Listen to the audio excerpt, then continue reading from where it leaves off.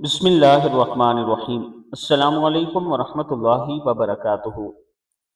جس کو لعن طعن، گالم گلوچ یا کوئی تکلیف دی ہو تو اس کے حق میں کرنے والی دعا، یعنی اگر آپ سے کوئی غلطی ہو جائے، آپ کسی سے لڑے ہوں، وہ آپ سے دور چلا گیا ہو، آپ سے ناراض ہو، آپ سے بات نہ ہوتی ہو اور آپ کو احساس ہو کہ یہ میری غلطی ہے، میں نے فلاں بندے کو گالی بھی دی تھی، اس سے برا بلا بھی کہا تھا، اس سے تکلیف بھی دی تھی، تو اب میں اس سے معافی کیسے مانگوں؟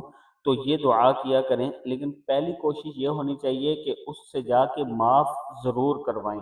اگر آپ نے کسی کا زیادتی کی ہے، ظلم کیا ہے، کسی کا حق کھایا ہے، تو اس سے ضرور بخشوائیں، اگر نہیں تو کل قیامت کے دن حساب کتاب دینا پڑے گا دوسرے کا۔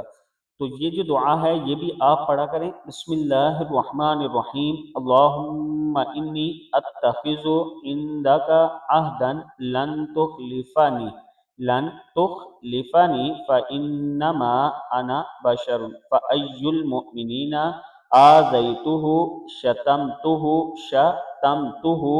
لعنتہ جلدتہ فاجعلها له صلاة وزکاة وقربة تقربہ بها الیک یوم القیامہ۔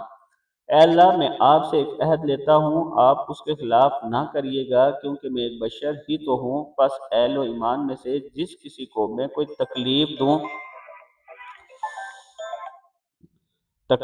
یا سب و شتم کروں یا لعنت کروں یا اسے ماروں، تو ان باتوں کو اس کے لیے رحمت، پاکی اور قربت بنا دے کہ قیامت کے دن تو ان کے ذریعے اپنی تقرب عطا فرما، یعنی قرب عطا فرما۔